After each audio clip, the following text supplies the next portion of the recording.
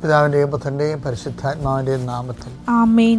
എന്റെ പ്രിയപ്പെട്ടവരെ, അമ്മേ പരിശുദ്ധമ്മേ, അമ്മേ പരിശുദ്ധമേ, ദേവമാതാവേ, ദൈവമാതാവേ, കൃപാസനത്തിലൂടെ ഞങ്ങൾക്കും ഞങ്ങളുടെ ദേശത്തിനും അമ്മ മധ്യസ്ഥം തേടി തന്ന എല്ലാ അനുഗ്രഹങ്ങൾക്കും കൃപകൾക്കും ഞങ്ങളിപ്പോൾ ഹൃദയം നിറഞ്ഞ നന്ദി പറയുന്നു. അമ്മേ പരിശുദ്ധമ്മേ, അമ്മേ പരിശുദ്ധമേ, ദൈവമാതാവേ, 2004 ഡിസംബർ 7 ഉച്ചകഴിഞ്ഞ് 2:30 കൃപാസനത്തിൽ സംഭവിച്ച അമ്മയുടെ പ്രത്യക്ഷപ്പെടലിനെ കുറിച്ച് സമർപ്പിച്ചിരിക്കുന്ന പഠനരേഖകളുടെ മേൽ സഭാത്മകമായ പഠനം ആരംഭിക്കുവാൻ ഞങ്ങൾ പ്രാർത്ഥിക്കുന്നു. അമ്മേ പരിശുദ്ധമേ, അമ്മേ പരിശുദ്ധമേ, ഭൂസ്വർലോകങ്ങളുടെ രാജ്ഞിയായ അങ്ങേയ്ക്ക് ഭൗമസംരക്ഷണത്തിനായി പ്രപഞ്ചപ്രകൃതിയെ തന്നെ തിരുസഭ പ്രതിഷ്ഠിക്കുവാൻ ഈ പ്രത്യക്ഷീകരണ വഴി ഇടയാക്കണമേ. പരിശുദ്ധമേ, ജപമാല മാതാവേ, സകല കൃപാസനം പ്രാർത്ഥനയോടും ചേർത്ത് ഞങ്ങളിപ്പോൾ പ്രാർത്ഥിക്കുന്ന ഈ കുടുംബത്തിന്റെ പ്രത്യേക നിയോഗം പറ മക്കളെ.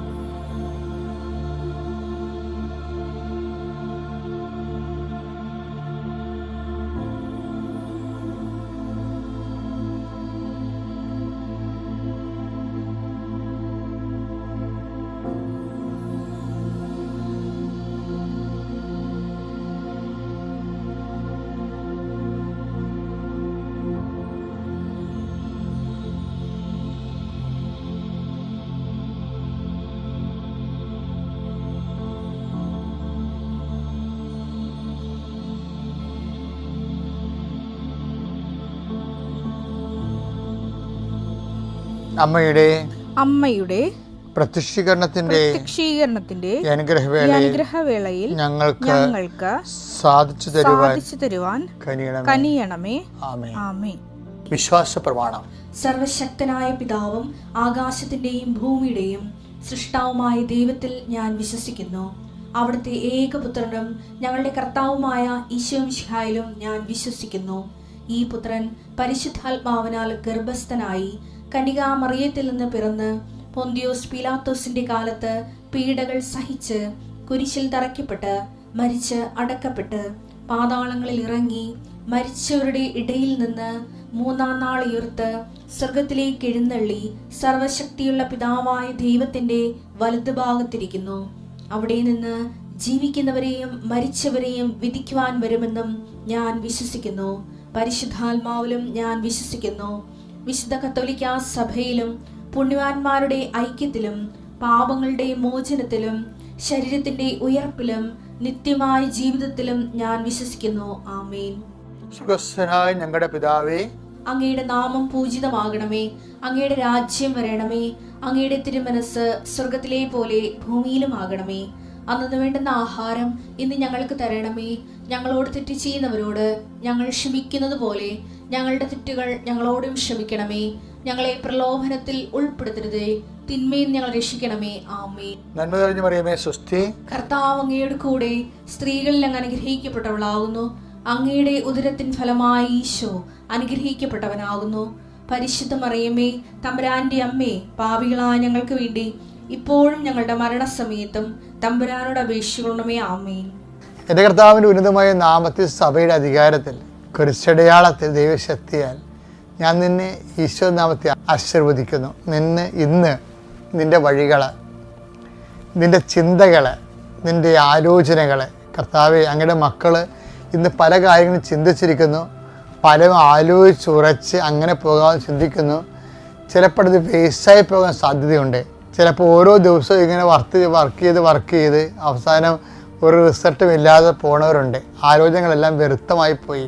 കർത്താവേ, ആലോചനകൾ വ്യർത്ഥമാക്കിയെന്നുണ്ടാകും ഈശോയെ. അങ്ങേ കൂടാതെയുള്ള ആലോചനകളാണ് പലപ്പോഴും വ്യർത്ഥമായി പോകുന്നത്. ബൈബിളിലെ പ്രധാനപ്പെട്ട പ്രമേയമാണ് കർത്താവ് അവൻ്റെ ആലോചനകൾ വ്യർത്ഥമാക്കിയെന്ന്. അഹിതോഫേലിൻ്റെ ആലോചനയെക്കുറിച്ച് പറയുമ്പോഴാണ് ആലോചനകൾ വ്യർത്ഥമാകണത്. ദൈവികമായ പദ്ധതികളെ കുറിച്ച് അല്ലാതെ നമ്മൾ ആലോചിച്ചാൽ ആലോചനകൾ വ്യർത്ഥമാകും. അതുകൊണ്ട് തന്നെ കർത്താവെ, ആലോചിക്കുന്ന ശിരസിനെ അങ്ങ് ആശീർവദിക്കണമേ. അത് നടപ്പിൽ വരുത്താൻ പോകുന്ന സമയങ്ങൾ ബാലാമിൻ്റെ കഴുതയെപ്പോലെ അത് നടപ്പിൽ വരുത്തുമ്പോഴേ കർത്താവെ, അത് അങ്ങ് ആഗ്രഹിക്കണമല്ല എന്നുണ്ടെങ്കിൽ കഴുത വഴിമുടക്കണ പോലെ കർത്താവെ നടപ്പിൽ വരുത്തുന്ന സമയത്ത് അതിനെ വഴിമുടക്കിക്കൊണ്ട് ദൈവത്തിൻ്റെ വഴികളിലൂടെ സഞ്ചരിക്കാൻ ഇടയാക്കണം പ്രാർത്ഥിക്കുന്നു. എൻ്റെ കർത്താവിൻ്റെ ഉന്നതമായ നാമത്തെ ആസ്വദിക്കുന്നു. നിൻ്റെ തൊഴിൽ സംരംഭങ്ങൾ ആശീർവദിക്കുന്നു. തൊഴിലില്ലാത്തവർക്ക് തൊഴിൽ ലഭിക്കുന്നതിന് വേണ്ടി പുതിയ ഒരു വിഷയം അവരുടെ ജീവിതത്തിൽ കടന്നു വരാൻ ഇത് ചെയ്താൽ ശരിയാകും, ഇതാണ് വഴി, ഇതിലേ പോകുക എന്ന് പറഞ്ഞുകൊണ്ട് കർത്താവെ പുതിയ വഴി കാണിച്ചുകൊണ്ട് ആ വഴിയിലൂടെ അട്ടിത്തെളിച്ചു കൊണ്ടുപോകുന്ന നിൻ്റെ ഇടയ ചൈതന്യത്തെ ആദരിക്കുകയും ആരാധിക്കുകയും ചെയ്യുന്നു.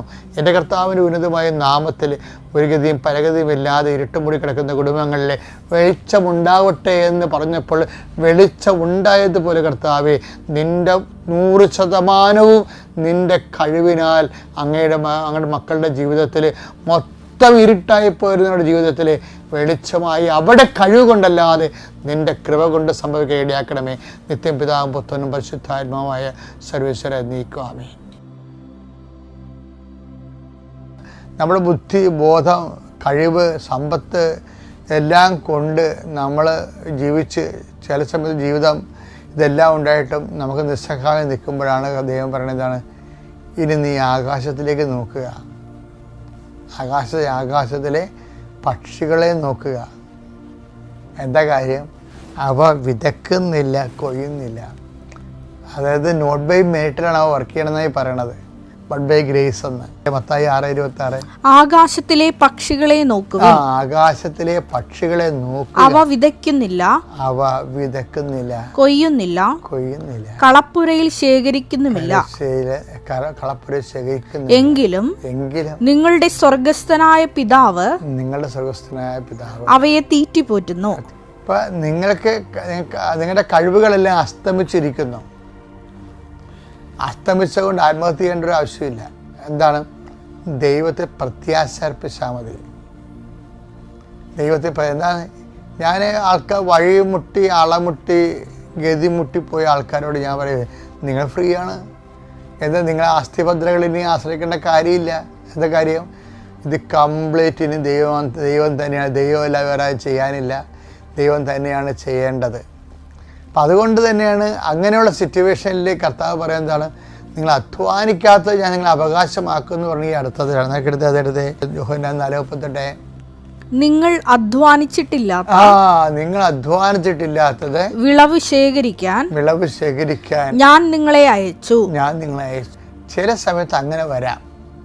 എന്നുവെച്ച് കഴിഞ്ഞാൽ നമ്മൾ മുന്നോട്ട് പോകുന്നത് നമ്മൾ അധ്വാനിച്ച കൊണ്ട് മാത്രമല്ല. അതുകൊണ്ട് ആ വിഭവങ്ങൾ കൊണ്ട് ചില സമയത്ത് നമ്മുടെ ആവശ്യങ്ങൾ നിറവേറിയെന്ന് വരത്തില്ല.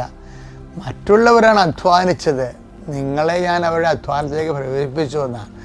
അപ്പോൾ അവരുടെ ഔദാര്യത്തിൽ നിന്ന് പോലും ദൈവത്തിൻ്റെ പരിപാലനയുടെ ഭാഗമാണ്. ദൈവത്തെ എല്ലാ അനുഗ്രഹങ്ങളും ദൈവത്തിൻ്റെ ദാനമായിട്ടും, അതുപോലെ തന്നെ നമ്മൾ അതിൽ സ്വാമിനാഥൻ എന്ന് പറഞ്ഞ ശാസ്ത്രജ്ഞനില്ലേ, അദ്ദേഹം പറഞ്ഞ കേട്ടിട്ടില്ലേ? എന്താ പറയണത്? അതായത് എന്തുകൊണ്ടാണ് ദൈവത്തെ എൻ്റെ സാധ്യതകളെ നമുക്ക് അക്സെപ്റ്റ് ചെയ്യാൻ പറ്റാത്തത്? അതിന് അദ്ദേഹം പറഞ്ഞത് അതിന് ഹ്യൂമിലിറ്റി വേണം. അതാണ് എനിക്ക് ഭയങ്കര ഇഷ്ടപ്പെട്ടത് അങ്ങനെ ടോക്ക്. ഹ്യൂമിലിറ്റി. നമുക്ക് കിട്ടിയിരിക്കുന്ന എല്ലാ ദാനങ്ങളും ദൈവത്തിൻ്റെതാണെന്ന് പറയണമെങ്കിൽ നമുക്ക് ഹ്യൂമിലിറ്റി വേണം. അതുകൊണ്ടാണ് അമ്മ പറയണത്, അവിടെ ദാസിയുടെ വിനീതാവസ്ഥ ഇത് ഏറ്റുപറയാനുള്ള ഒരു മാനസികാവസ്ഥ അമ്മയ്ക്കുണ്ടായിരുന്നു. എൻ്റെ ആത്മാവ് കർത്താവിനെ മഹത്വപ്പെടുത്തുന്ന അമ്മ പറഞ്ഞില്ലേ, എൻ്റെ അന്തരംഗം രക്ഷകനായ ദൈവത്തിൽ ആനന്ദം കൊള്ളുന്നു എന്ന് പറഞ്ഞില്ലേ. ആ ആനന്ദത്തിൻ്റെ കാരണം എന്താ? അത് അവിടുന്ന് തൻ്റെ ദാസിയുടെ വിനീത അവസ്ഥ തെക്കണം പാർത്തതാണ്. ഹ്യൂമിലിറ്റിയാണ് ശരിക്കും പറഞ്ഞാൽ ആനന്ദത്തിൻ്റെ കാരണം. അത് അമ്മയുടെ ഒരു ദൈവശാസ്ത്രമാണത്. ലുക്ക 1:46-47. എന്റെ ആത്മാവ് കർത്താവിനെ മഹത്വപ്പെടുത്തുന്നു, എന്റെ ചിത്തം എന്റെ രക്ഷകനായ ദൈവത്തിൽ ആനന്ദിക്കുന്നു. അതാണ് അവന്റെ കാരണം. എന്താ? ലുക്ക 1:48 എന്താ പറയണേ? അവിടുന്ന് തന്റെ ദാസിയുടെ താഴ്മയെ കടാക്ഷിച്ചു. കടാക്ഷിച്ചു. എന്റെ ദൈവത്തിലെ ഏറ്റവും വലിയതായിട്ട് വേണ്ടത് ഈ താഴ്മയാണ്. അത് എന്ത് കിട്ടിയാലും അവർ തന്നു, അവർക്ക് എന്നെ കൊണ്ട് ആവശ്യമുണ്ട്, അതുകൊണ്ടാണ് അവരെന്നെ സഹായിച്ചത്, ഇവർ തന്നു, അങ്ങനെ പറയേണ്ട കാര്യമില്ല.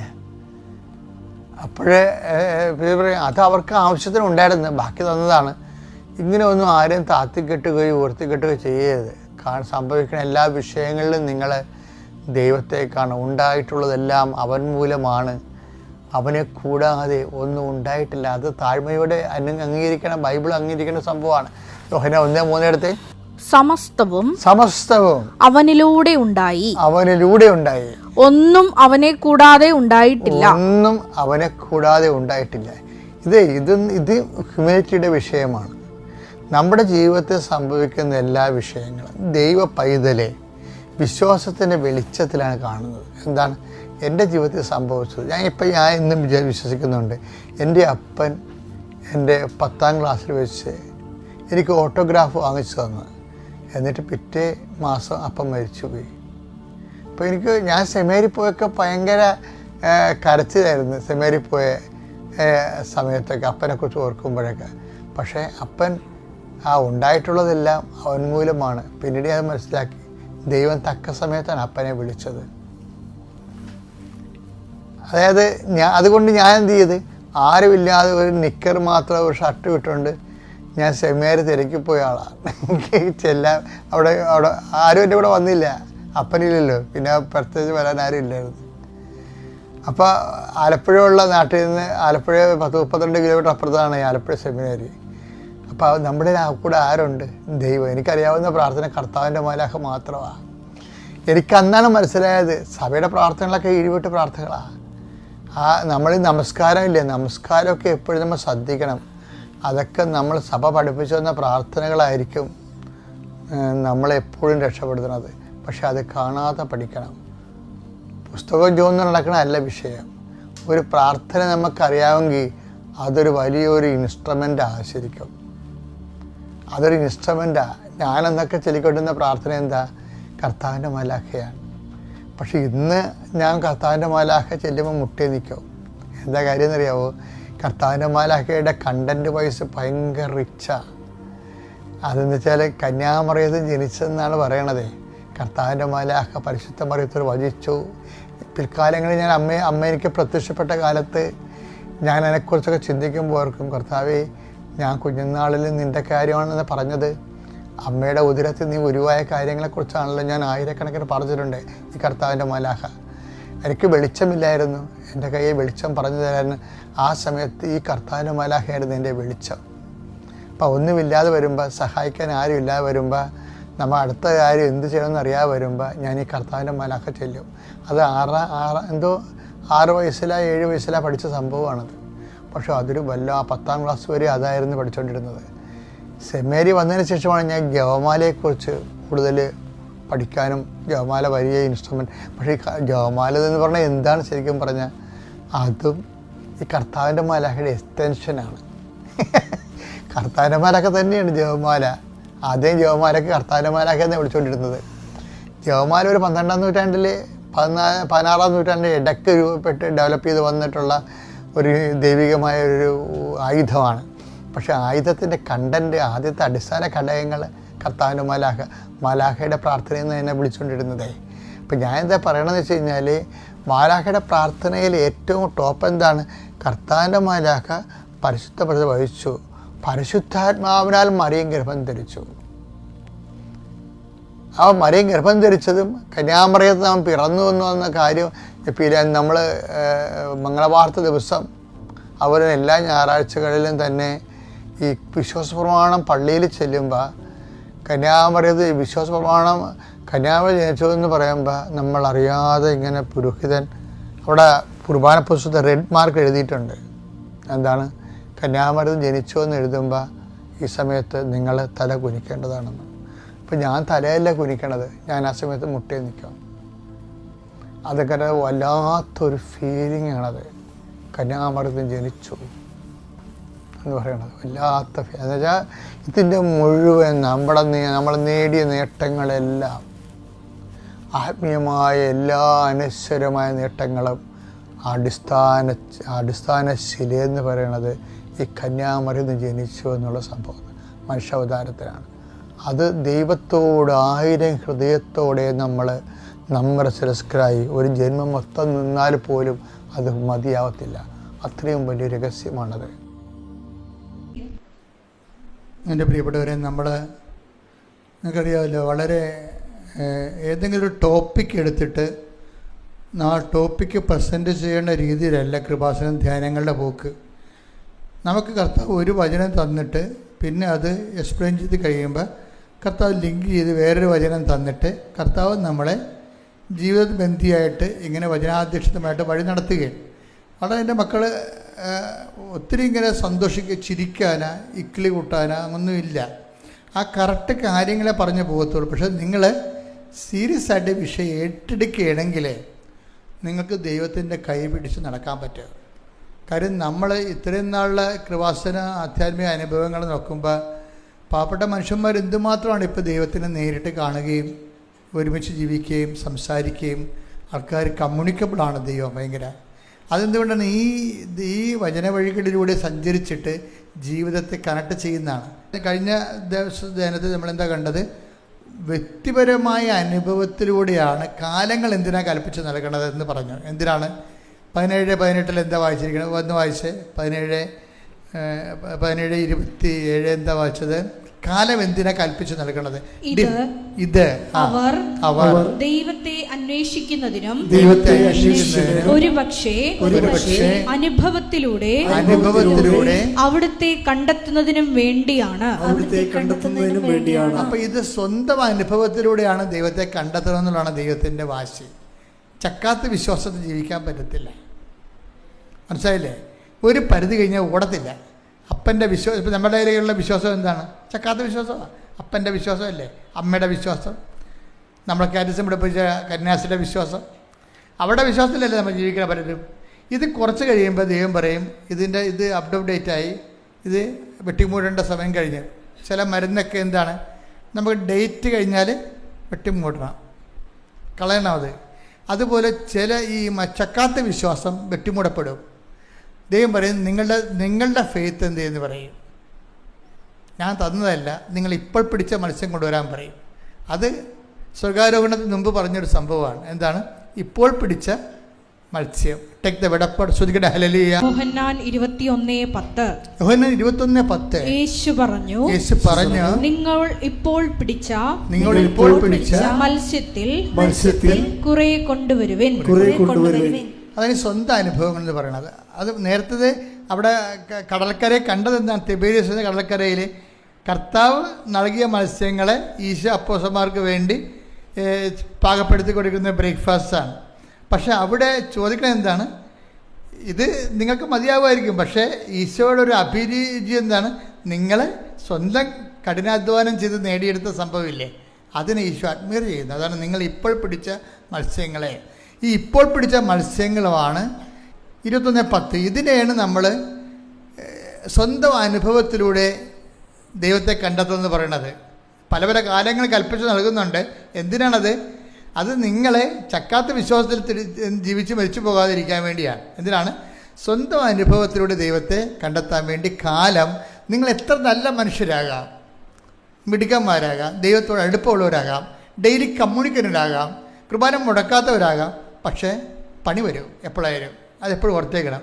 നിങ്ങൾ പല ആൾക്കാരും കുർബാന മുടക്കാതിരിക്കണതും കുടുംബപ്രാർത്ഥന മുടക്കാതിരിക്കണത് എന്തിനാണ്? പിറക്കിടാവിനെ പട്ടി കടിക്കാതിരിക്കാനാണ്.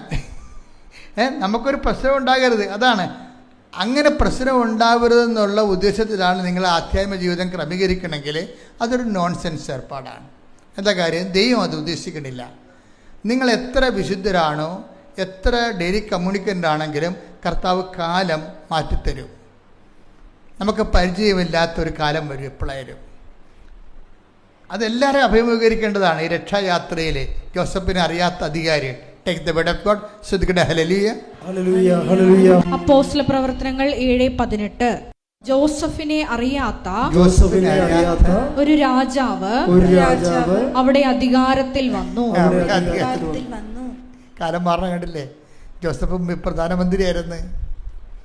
അവിടുത്തെ എല്ലാ സമ്പത്തിൻ്റെയും അധിപനായിരുന്നു. അയാൾക്കൊരു കുഴപ്പമില്ല. അയാൾ സഹോദരങ്ങളെല്ലാം സന്ധിച്ചു, അപ്പനെ സന്ധിച്ചു, വംശത്തെ സ്നേഹിച്ചു, മിടുക്കനായി ജീവിച്ചു. പക്ഷേ ഇത്രയും വൃത്തിമേനയായിട്ട് ജീവിച്ചെങ്കിലും ദൈവത്തിൻ്റെ കൽപ്പിതങ്ങളിൽ എന്താണ്? അവിടുന്ന് ഓരോരുത്തർക്കും ഓരോ കാലം കൽപ്പിച്ച് നൽകുന്നു. എന്തിനാണത്? നിത്യത. എന്താണ്?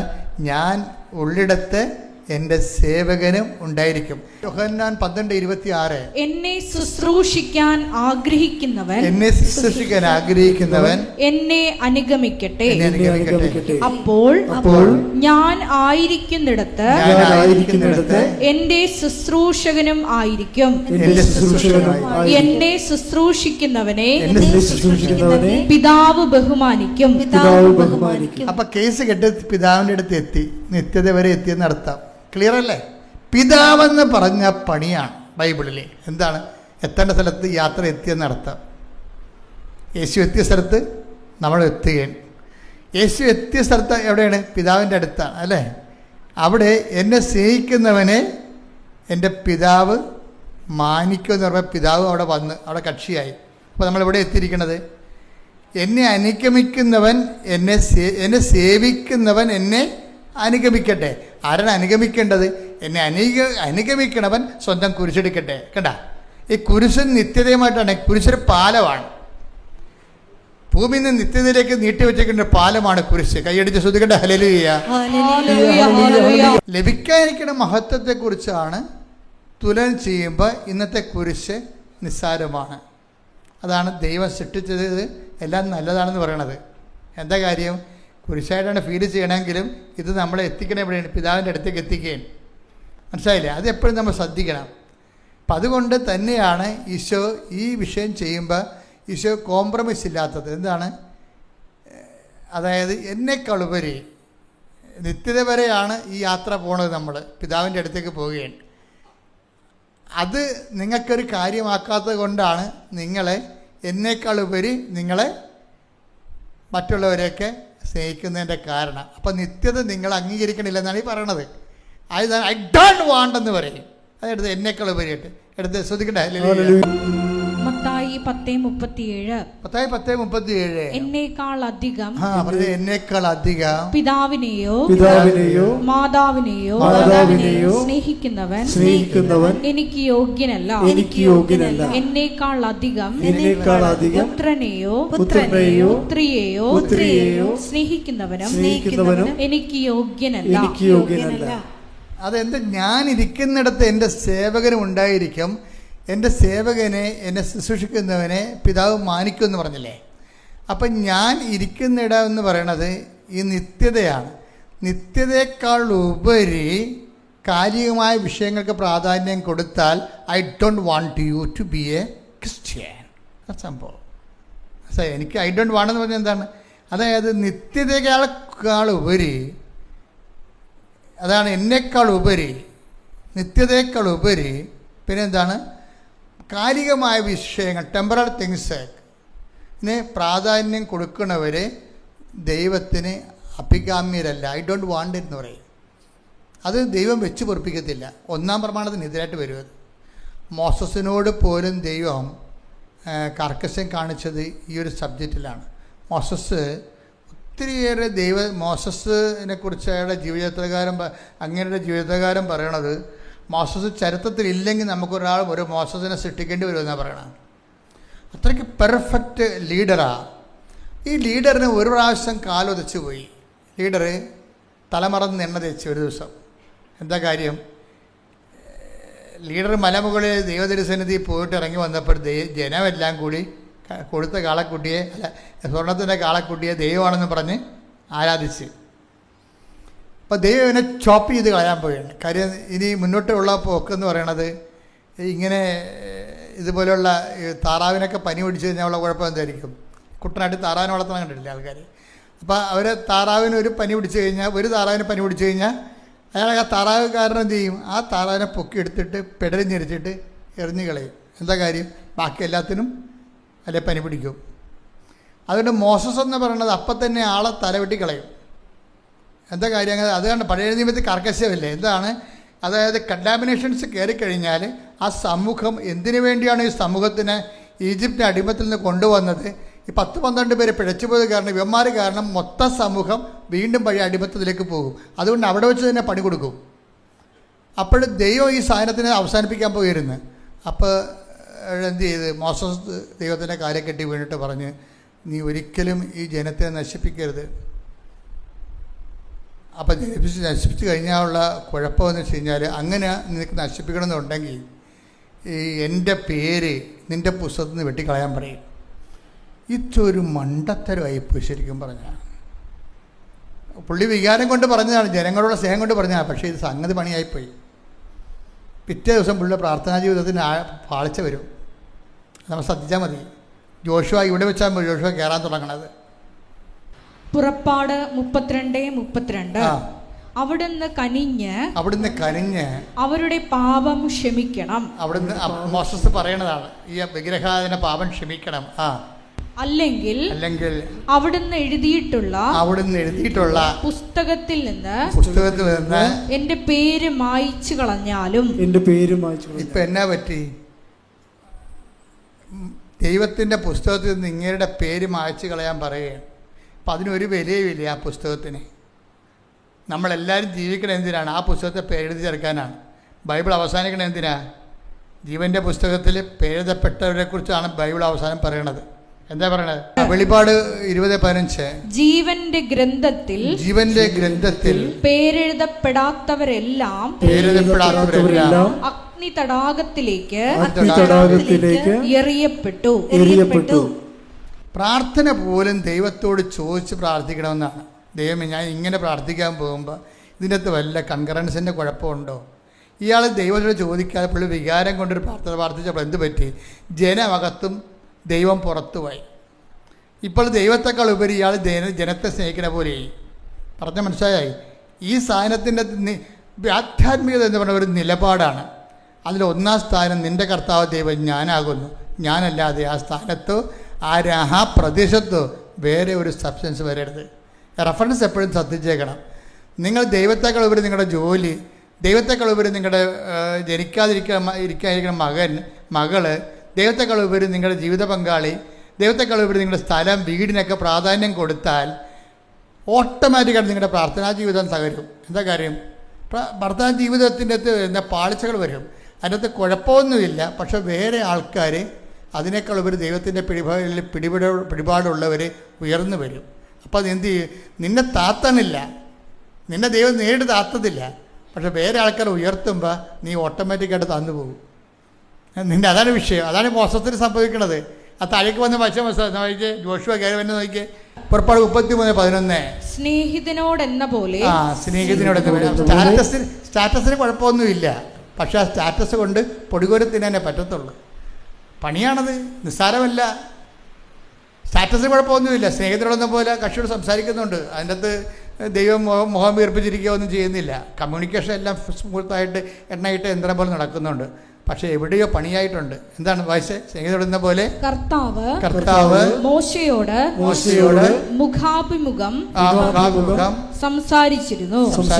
അതിനുശേഷം മോശ പാളയത്തിലേക്ക് മടങ്ങിപ്പോകും. എന്നാൽ അവന്റെ സേവകനും ദേവനാള് കണ്ടാ, എന്നാൽ അവന്റെ സേവകനും നൂനിന്റെ പുത്രനുമായ ജോഷുവ എന്ന യുവാവ് കൂടാരത്തെ വിട്ടുപോയിരുന്നില്ല. ദൈവസാന്നിധ്യം വിട്ടുപോണില്ല. ഇപ്പൊ മോസസിനേക്കാൾ കൂടുതൽ സമയം ദൈവമായിട്ട് ചെലവഴിക്കുന്നത് ആരാണ്? ഇപ്പം ജോഷുവ. ഈ സംഭവത്തിന് ശേഷമാണ്.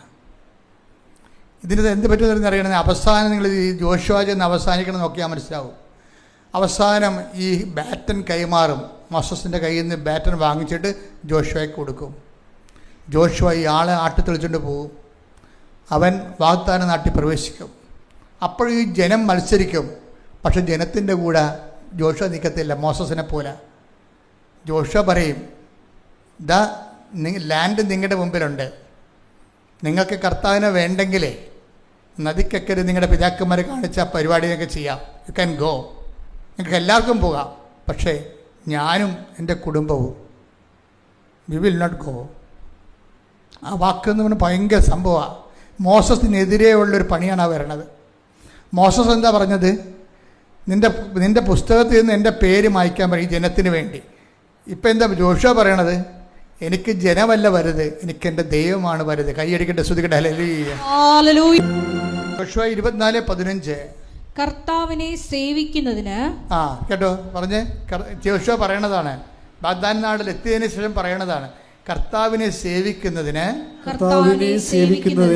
മനസ്സില്ലെങ്കിൽ നദിക്കക്കരെ നിങ്ങളുടെ പിതാക്കന്മാർ സേവിച്ച ദേവന്മാരെയോ നിങ്ങൾ വസിക്കുന്ന നാട്ടിലെ അമോര്യരുടെ ദേവന്മാരെയോ ആരെയാണ്